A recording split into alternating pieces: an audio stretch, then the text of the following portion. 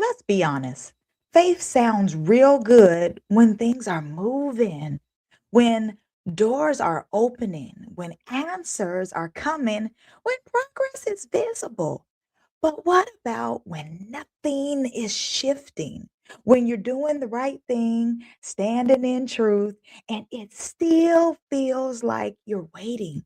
See, that's the part we don't always talk about because faith isn't proven in the easy moments. It's revealed in the ones where you have to stand without confirmation. When obedience costs you something, when speaking up puts pressure on your life, when doing what's right doesn't come with quick results. That's when faith becomes real. Now, listen, before we even go any further, if you've ever been in a season where you had to stand, trust, or keep going when it wasn't easy, go ahead and hit that like button. Drop a comment. Go ahead and throw a holla in the comment section. And if it just, even if it's just standing or holla, don't wait till the end part of the show.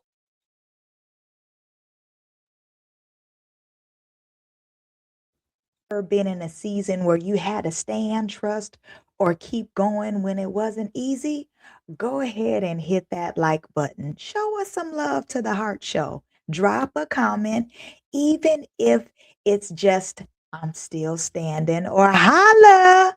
Don't wait till the end. Be a part of it now because that's how we get these conversations in front of the people who need it most. All right, let's get into it. Why be somebody else when I can be me? Why be somebody else when I can be me? You're already taken, cause I'm in the making. Cause I'ma be me, I'ma be me, I'ma be me, yes sir. I'm so good at being good. There it is.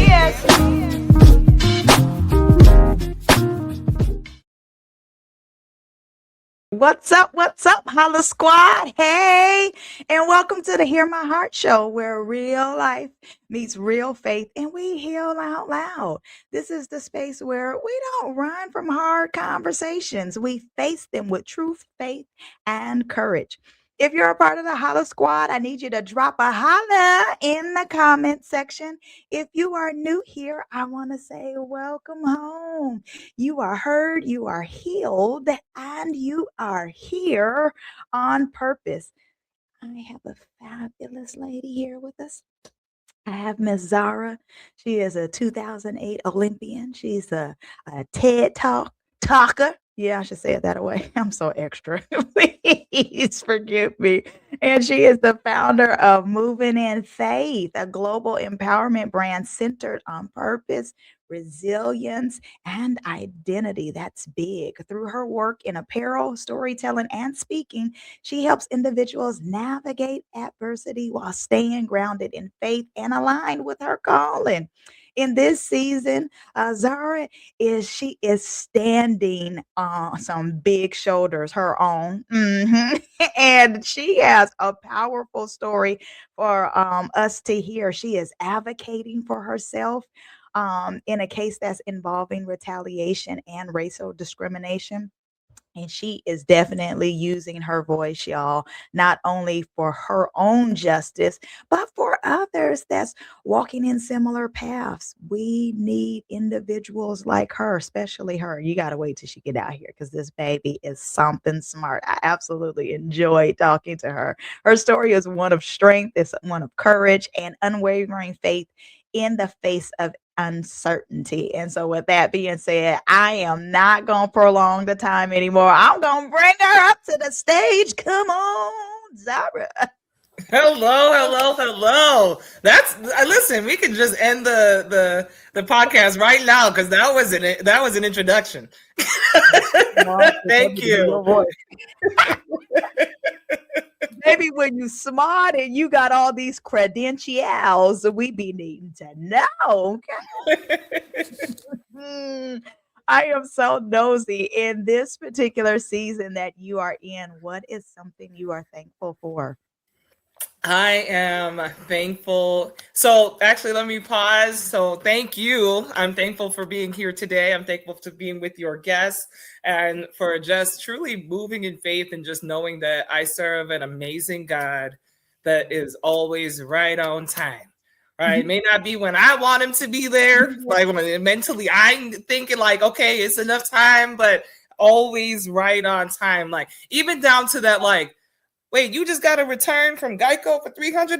Like, oh, okay. Like, right, like, you know, like just the things that you're just not expecting that just show up. And then you're like, okay, that was a God wink. That was him saying, girl, I got you. I told you I got you. That bill you needed to pay? Yeah, I got you. Thank you. Welcome.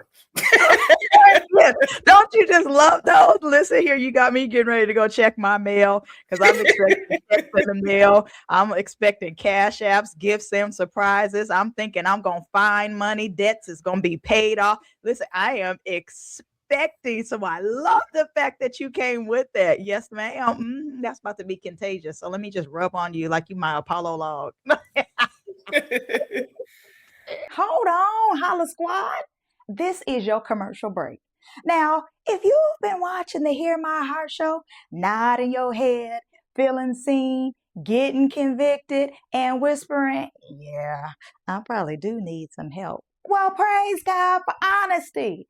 I'm Coach Tiffany Rochelle, and I help women grow in clarity, confidence, and their calling. So whether you're wanting coaching, encouragement, or resources that'll help you stop spinning in circles, head over to tiffanyrochelle.me. Baby, don't just get inspired and then go sit down somewhere. Do something with what God is showing you. Now back to our show. But seriously, in this season, I am what they call a pro se litigant. So that is a self-representing individual that's representing themselves in court. And I'm at one of the highest, the second to highest court right now, the Michigan Supreme Court, where there's 7 justices, which are known as judges. So sorry, y'all, I'm an educator by nature. Yeah, so you know, I've written all of my briefs, and you know, thank God for Jesus, ChatGPT, AI, the law library, Suits, you know, CSI, Unreasonable Doubt. I'm gonna name all the shows, legal shows, because it all supported me being able to just have the strength, the God-given strength to say I'm not going to bow down, and I am worth the cost of justice, right? Like I'm worth standing up for myself because I was discriminated and retaliated against for advocating for protected classes. So, you know, just to at least let you know what happened, right? Like, you know, my story is out there. I've done some podcasts. I'm very vocal on LinkedIn as Zara Northover. I'm very vocal on Instagram, Zara Northover. So definitely just, you know, Google Zara Northover and you're going to see the petition that on change.org. You can just type in help Zara and it'll pop up there too. And, but in this time, what happened was I was working for a company for about since 2014, and then right around 2020, we all know that's around the time of George Floyd, around the time of COVID, around the time of all the things. You know, everybody's screaming DEI, we want more Black talent, and you know, like it seems like a lot of check boxes started to take place where they say they need this talent. So then, if you say you need talent, here I am, a Black educated woman with a lot of Black educated friends, right? Like, you know, and here I'm now referring people that are Black and educated and more than qualified for role, but then they're not getting calls back, right? Like, and then you're like, well, what happened? I thought you said you needed somebody, right? Like, and you know, and then you start advocating. I worked in mortgages at the time.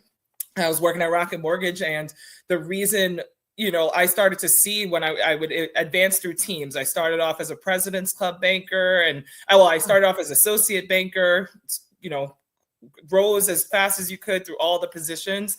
And this Mhm. was a place like that I wanted to work at. Like, like I knew that from being an Olympian and wanting to see an Olympic Games come to Detroit, Michigan, I knew that if there's going to be a company behind something major like that, probably would be a company like Rocket Mortgage. And, I didn't know that I would end up in that path of helping people buy homes. But when you really like, I used to say this cheesy line on the phone, which is not so cheesy to me, but it's like I didn't get the gold medal at the Olympics, but I was able to help them get the gold key to their house, right? Like, and that's a huge, we all know it's a huge accomplishment to buy a home.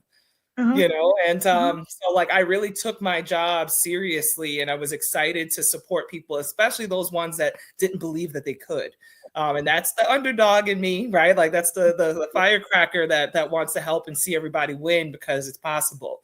So going through and working with the company and doing all the things and becoming a face, the company does a documentary on me, all the things, right? I become. Now, I didn't know that part.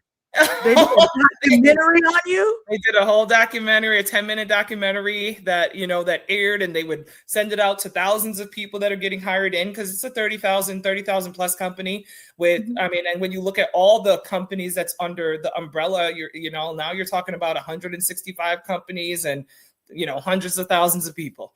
So all this takes place, and I do the thing that they tell us, well, I didn't know you didn't do it, right? I thought I worked at the company. I was a voice for the company. I was highly respected. I was like an influencer. So now if I see something wrong, you see something, you say something, right? At least that's what I thought you were supposed to do. Like, hey, I referred Tiffany for this position, but Tiffany just told me you ain't call her back. Like, it's going to take 5 days, 7 days, but now it's in writing. So when you put that stuff in writing, then now it's a trigger, it's a target, it's all the things that potentially become a problem. But if you hold the documents, also become hopefully a blessing, right? Like like when holding on to them. So long story short, I ended up advocating, saying, hey, there's some things that are wrong here. I was able to get some people to move forward into the positions, but they wouldn't have gotten those positions if I wasn't there saying like, hey, you said you're going to call her back. You need to call her back. She's qualified. So, ultimately I'm like now thinking, so you're only calling back because I'm saying something like you're right. Like, what's happening here? And I remember a leader saying to me at the time, you're saying, hey, this is a red flag. And they're like, no, you the red flag. Like you, right? Like they're looking at me like you the problem. And I'm like, I'm not the problem. And it was the same around that time. There was an Urban Institute that said, the Urban Institute came out with a survey that said African-Americans, Blacks had a higher percent interest rate than everybody else. So being on a wealth gap committee, Black wealth gap committee, I was like, hey, looks like the rates are higher. And I think that, if we should pull the data to see, right, if maybe more African-Americans use FHA loans, because if we've raised FHA rates, then we could unintentionally be adding to this divide. I try to use the unintentional to give them like, hey, this is your opportunity to fix it. So, and then that's when I was threatened. I was told, if you continue down this path, it won't end well for you. And then 2 weeks later, I received a card in the mail for my birthday.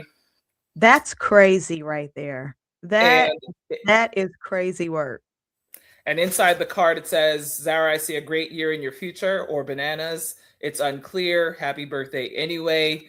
Signed by the former CEO and the former COO of the company, and that's, I'm obviously giving you guys the very fast version, but, ultimately that's now why you see why I'm still standing and still fighting, because the threat in itself was bad, and here I am still like I was blindsided by a meeting. You're not expecting this. You're starting to see things. You're showing up to meetings, and then all of a sudden you're not in the sub meetings because ain't nobody telling you about the sub meetings, but your name is on the list, and then they're taking you off the list. And then you got to remind people to put you on, like my hair is falling out. You're going crazy because one, you're like, what's happening? You don't expect it at first. So you're thinking like, oh, maybe it's a mistake. And then you're like, no, this is all intentional. But you said former on the card. You said former. Both of them are gone now. Is it because of this particular situation that you have, or? That I won't know if it's particularly because of that. I mean, I do know that there were more than one lawsuits that were taking place around that same time. There was a lot of different things happening. There was some. So I don't know for sure, but I can say the person that threatened me is still there, right? Like, so there are some people that are still there. So and it was a threat that took me out. Like, I mean, I reached out to, like, I actually ended up on medical leave because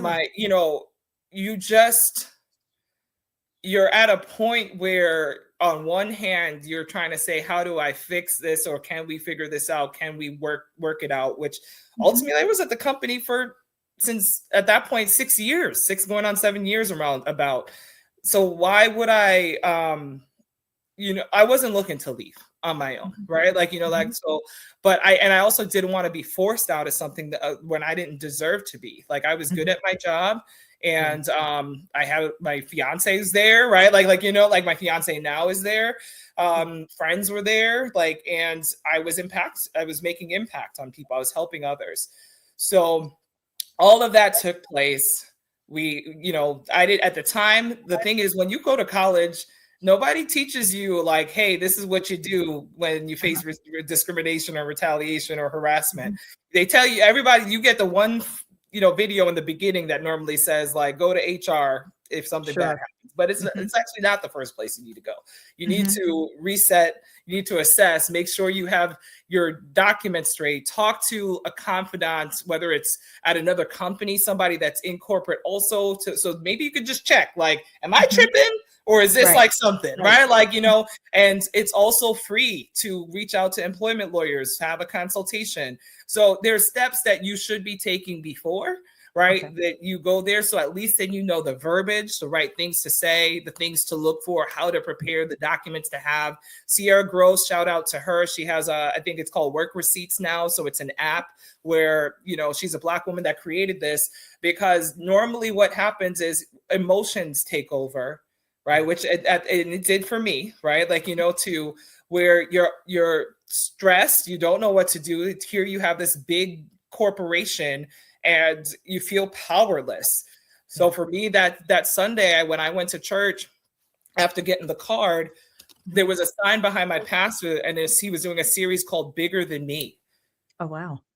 And I think it was at that point that I knew that, like, I wasn't about to become like the oppressor because I don't have the courage enough to stand up for myself and say something, right? Like, I think it was that moment I knew that I had to stand up for myself and be an advocate for the oppressed. I needed to have the courage to stand up for me too, because it's what I was doing before for others.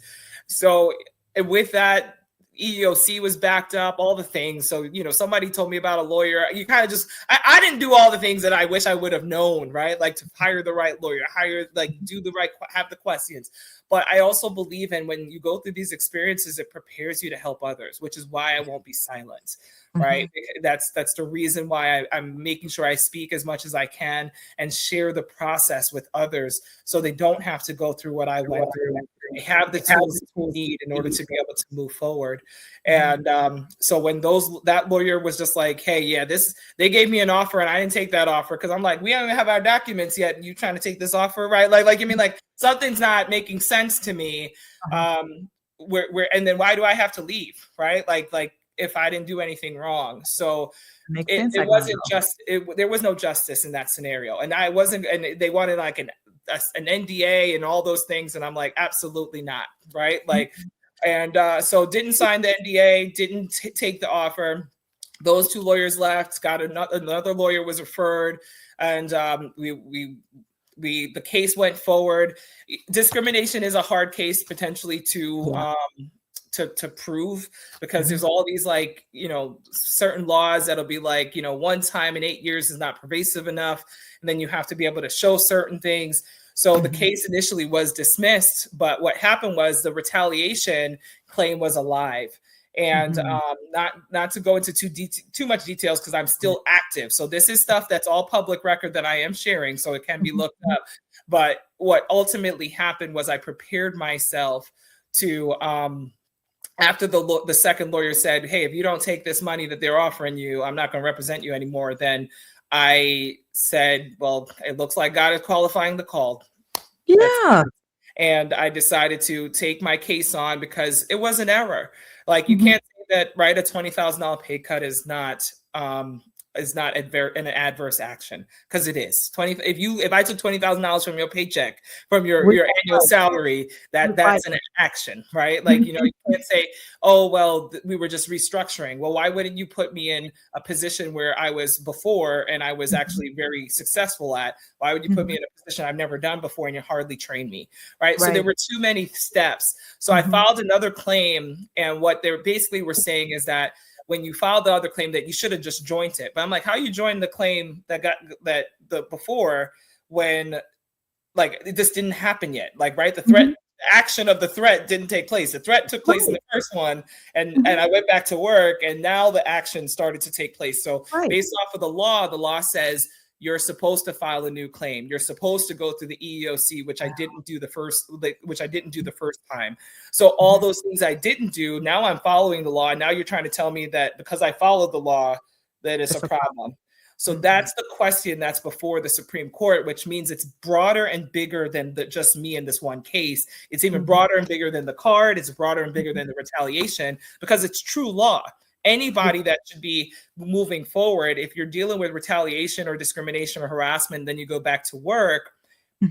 You should, are we saying that it doesn't matter that because you filed one claim that anything happens to you after, you could still be affected, you could still be discriminated against, and it won't count, it'll be barred because you already filed a claim? That's not how the law is, and it's not how it's supposed to be. And that's the reason why I'm saying the judge got it wrong at the trial court, and it just needs to be fixed. So I need my day in court, and I need to go back. So that's one of the main questions that's before the court. And because even just how she canceled the case. So I know it's a lot of legal talk, and it's wild because at times I'm like, wait, I know this stuff, right? Like I just learned something. And it's to the point where I'm like, do I need to go to law school? Do I need to work in this space, or how could I contribute more? But part of that contributing and even valid healing, right, while on the journey, is having these conversations, is knowing that, like, I didn't do anything wrong. I don't deserve to be silenced. I do deserve to be stand up for myself, to use that Olympic spirit that, that's within me, to continue to push forward. And we wait. And so I'm proud to say that tomorrow makes 32 weeks, and we are waiting to hear back from the Supreme Court. And every week that goes by, there's that hope of, like, okay, they're really thinking about this. Like, they didn't deny it. They could have denied it the first week, the fifth week, the 8th week, the 10th week. So we have a shot. And legally, just so everyone knows it's listening, maybe 2, 3, less than 4% of cases typically make it through, whether you're the elite lawyer or not. So the fact that me not having a law degree and we're still standing shows that what's possible when you do believe and you commit and you do the work. Now, when you're fighting in this particular situation that you're going through, it probably feels at times like, because I know you're fighting for what's right, and it probably feels like you can be in an isolating state, like you just like all by yourself. Has there ever been moments where you've had to wrestle with discouragement or silence, and how did your faith carry you through that? Because you made reference to your pastor's sermon too, and this movement. Moving in faith. So, my brand, I always tell people, God gives us exactly what we need, and he sows those seeds in us from early. And moving in faith came all about long before this lawsuit, long before all of that stuff. It was what I wore when I competed, right? And so what I can share to your question is, when you're in these moments of solace and isolation, God will remove you to prepare you, right, for what's coming. And he wants you to go to him, right? He wants you to go to the source and not feel like you have to control everything. I did a lot of fasting in 2024 when I was writing those briefs. And like, to eliminate that distraction and to allow God to kind of just to flow through me. And when I tell you, it'd be like 2 a.m, I'm like waking up and I'm like looking stuff up, and because he was like downloading things, like, like, because I wouldn't have known what that meant. I would, like, half the time I was just like, well, we gonna try it, right? Like, I'll go to the library, maybe see if a lawyer will answer a question if I have one, because it is one of those things where I don't have thousands, hundreds of thousands, of tens of thousands of dollars to put a lawyer on retainer and try to figure this out. So I really was left with no choice but to fight this myself, because I didn't have the money to hire someone. Lawyers will potentially take on cases contingency majority of the time for employment law when it's at the beginning stages. But when you start getting into the Supreme Court and there's the appellate court, those things are different, and most don't. Most there is some sort of a charge. And one was trying to charge me like $10,000, another $15,000, and that's just to write the brief, right? Like, so in my head, I'm like, well, I can write the brief, and it's, like, because I don't have the money. If I had the money, maybe, like, right, like, but I don't have the money. And the reason why it's so important, I can't stress it enough, just because you don't have the money doesn't mean, right, like, you're not qualified to try to figure it out, to give yourself a fighting chance. The justice system is created, right? The judges are supposed to not necessarily say your favorite and you're just going to win, but your justice is supposed to be equal, like, and so there should be at least something there where we could step up and write. You have prisoners every day trying to advocate for themselves. Yeah. Right? Like, and if they're in jail doing what they can to advocate for themselves, and us that are civilians, why can't we do the same? Right. And that came coming to mind in those times when I felt down. You want to surround yourself with the right circle. You have to have a therapist, right? Like that was very important for me, like, through this process, my therapist. And there were some friends that some relationships didn't continue on in this space. And then there were a lot that poured into me. And even the ones, like, I don't consider anything a loss, like, right? Like, I think that this is heavy, and even myself, like, I had to know who can listen. I have some friends that'll pull out the popcorn and be like, girl, what happened today? Right? Like, and just listening, and they want to eat it up, because being able to talk about it really is helpful for me, because that's how I process and deal with things. And then there's some friends that I could tell they've fallen asleep on the phone. They don't want to hear it. So I just know that that's not the person I would bring, but they're going to be the one that's going to say, hey, I just cash apped you $85, go to the spa, right? Like, they're going to, hey, I just, like, I'm going to drop off something. Right? So they're going to show their love in their way. And so that's one thing that I really also learned through this process, was when you are going through a hard time, especially when you're normally the strong person, people don't always check in on you. And even with what I'm doing now, I did a TED Talk, I did all these things. So people just assume, oh, Z's got this. She got it all together, right? Like, but no, it's like, I have my moments when I'm in tears. I have my moments when I'm crying, I'm sitting by the water. Like, I found my respites, and I leaned into it. Oh, this is, you got a lot. Yeah, I definitely would, because I got my snacks ready, like, right here. Go ahead. Like, what we get? You don't want to see my desk, because I love you. So, baby, when I tell you, I'd be ready. I'd be listening to you and saying, what? So, how do I get to help? What is it that I can do to help you? Like, is there any, or you just need my ears? Because if you just need my ears, I got you, baby. Like, but I get it. And I appreciate your friends that are listening. And I'm glad that you know who you can call on when you can call on, because you do need those friends that are allowing you to get it off. I need to talk. And sometimes when you hear your voice say it, like, that's what I need to do. You know what? Thank you for letting me say that, because I got to call you back, because thank you. So I appreciate those people that will lend themselves to listen.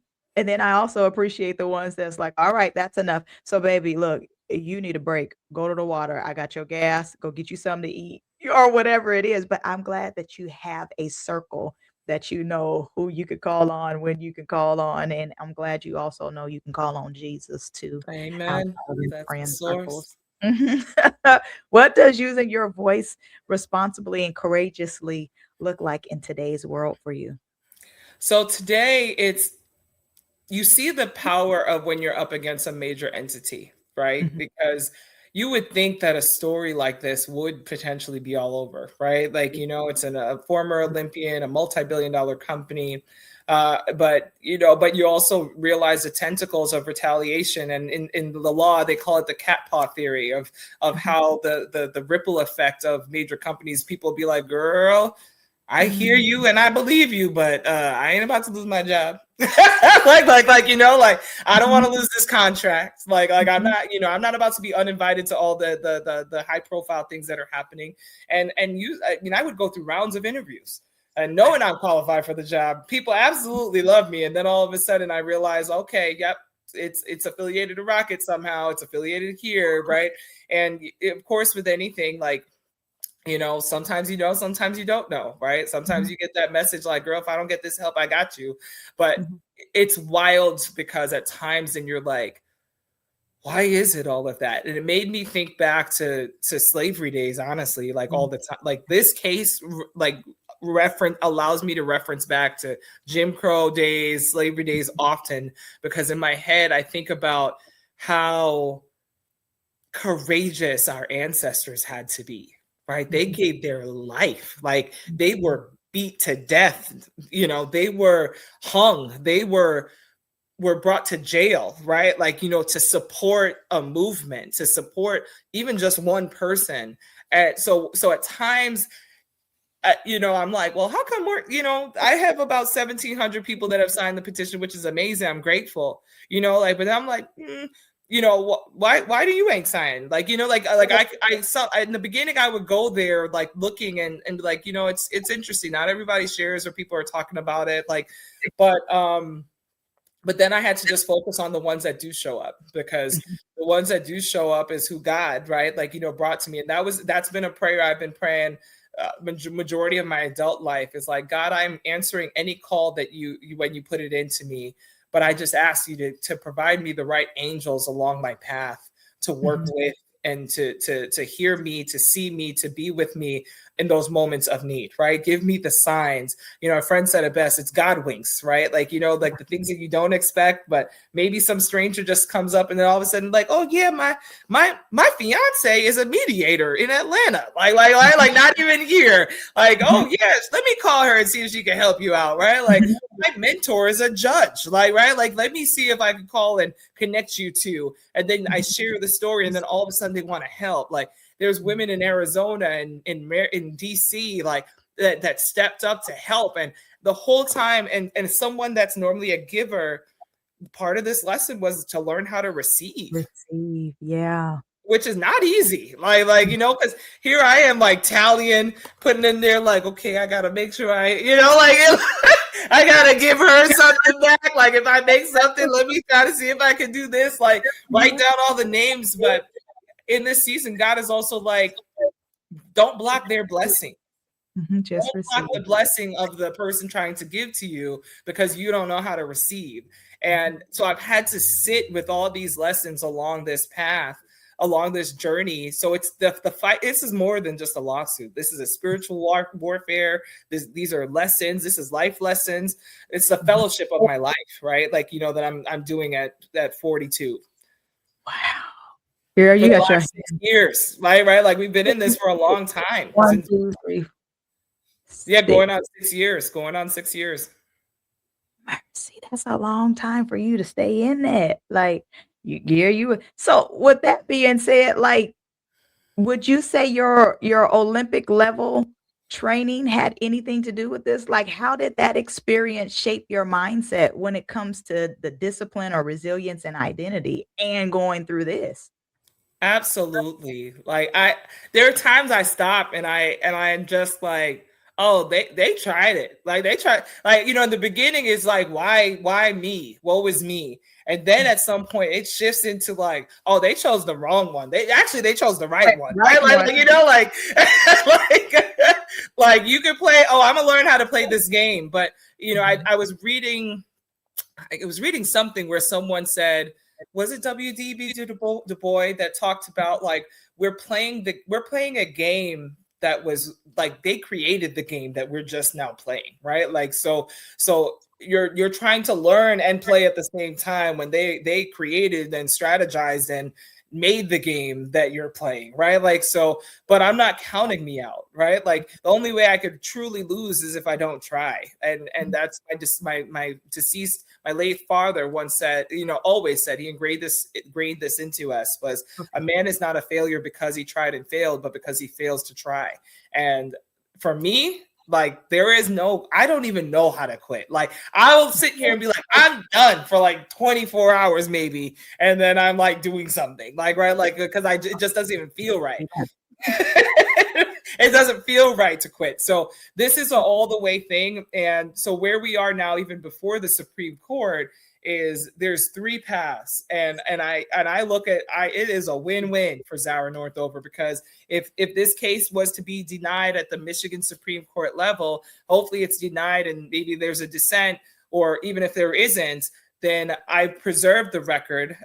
Thanks be to God and the knowledge, I preserved the record that I could put together a question and try to get before the U.S. Supreme Court. So if this is like 4 to 5%, it's probably even like 3% or 2% or less. But just because it's 2% or less doesn't mean that I don't deserve to try, right? Like, and the thing that you start to notice too is, lawsuits are expensive when you have to pay a lawyer, right? Like, but what's expensive is the time that you have to put into it. But in terms of cost, it actually is a lot cheaper if you're doing the work yourself, right? Like, so that same stress of like, I'm going to wear down a small mom and pop shop or a medium level firm, and they're exhausting all this money. So they want to force you and push you and pressure you into settling for little to nothing. Yeah. Not me. Like, I'm not settling. So this is where we at. I'm not being unreasonable. It's me saying you did wrong. So admit that you were wrong and we'll be done, or let the jury decide. Right. Okay. Like that's where we are. Right. Because if you don't want to admit it, which you're not, that's you're not going to do that. Right. Like, so I've learned to take the emotion of understanding they hire defense attorneys to do their job. And it is my job to defend me. Right. It is my job plaintiff as a victim to say, this is what happened, this is my truth is not wrong, and I deserve to be heard, and I deserve to go as far as I could possibly go. And honestly, I feel like what God has put on my heart was, it's like David versus Goliath, right? Like if Goliath didn't believe that if David didn't believe that it was possible, like we wouldn't have that story. And it was my therapist that said, name me one story in the Bible where the victim wasn't qualified. I don't know one. I don't know. And I don't know one that didn't go through struggle or sacrifice.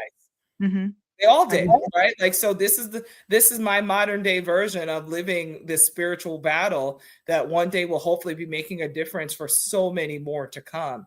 And that comes from an Olympic spirit. Like there's still less than 2 million Olympians ever, right? Like, in the world. And I worked my behind off to get there. I remember the 5 o'clock in the morning practices, then going to work from 8 or 9 to 5, and then going to practice after, then going to the trainer. So basically working from 5 in the morning all the way to almost 10 o'clock at night and doing it over and over every day, right? With no sponsors, because I wasn't the top athlete. I wasn't a Usain Bolt getting, or a Shelly Ann Fraser or Allison Felix getting sponsored, but I still was able to fight and make my way, right? Like, I was still able to compete on the highest stage there is.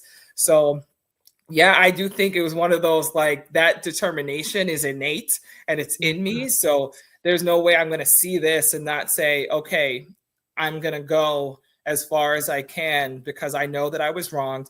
And it's not just about me anymore, right? Like, the further I go, it opens up the door, one, for people to see what's possible, and two, for hopefully the law to change to protect people even more, and for people to have insight, because our people perish for lack of knowledge, right? And most times you don't have the knowledge because somebody signed an NDA and they can't talk about it. Yeah. Wow. Well, you got some discipline that you got. I'm thankful for the Olympics, and you just having that determination and that steadfastness that you ain't giving up, and that takes some good discipline there. Because certain things, I don't know if I have the stamina for it. I'm stubborn, but like, I'm grateful for you. How do you help people turn their pain into purpose instead of letting it define them? So I have a lot of mentees, and one of the things, even when I worked at the company, and it's funny because I remember a high up leader had said to one of my mentees, he said, Zara has more mentees than some of the leaders, and they lead whole teams. Because I truly believe, and it was actually said in the documentary that I believe I get better when others get better. Like, it is part of my purpose and my joy to see people thrive and succeed and to win. But success looks different to everyone. And I tell people, like, some people want to be super uber wealthy with, billions of dollars. And there's some people that are happy with their 60,000 for the year. There's some people that are killing the game with $30,000 for the year, right? Like, because success looks different to everyone. So like, it's really about what is your goal and how do you stay on path for the goal that you set for yourself, right? What's the thing that brings you your joy? Some people just being able to go down to the riverfront in their city, in their hometown, and come home to their kids is joy, right? Like, so I mean, do you really need $10 billion or $1 billion, $1 million to do that? Like you really don't.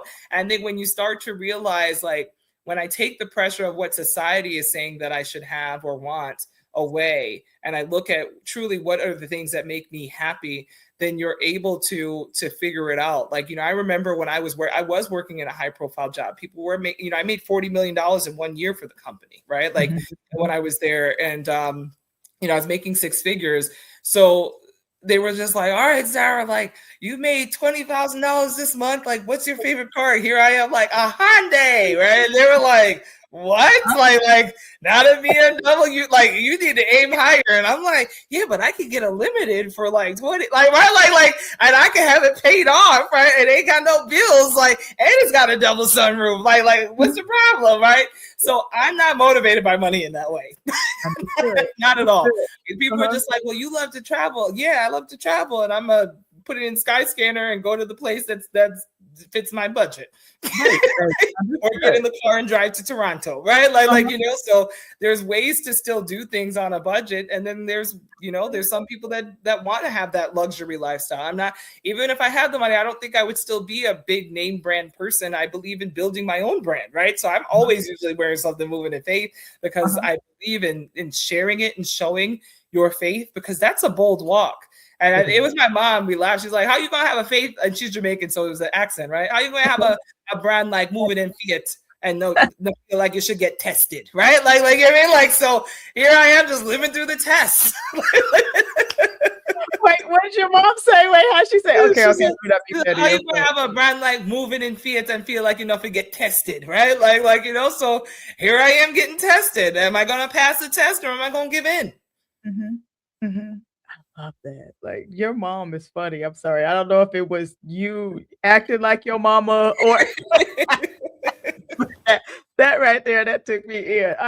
Absolutely. But that's big though. Like, seriously, when you're moving in faith, and even what you're doing now is a huge faith walk. So you really have to exude you're moving in faith as you are matriculating through these court systems, as you're expecting your win.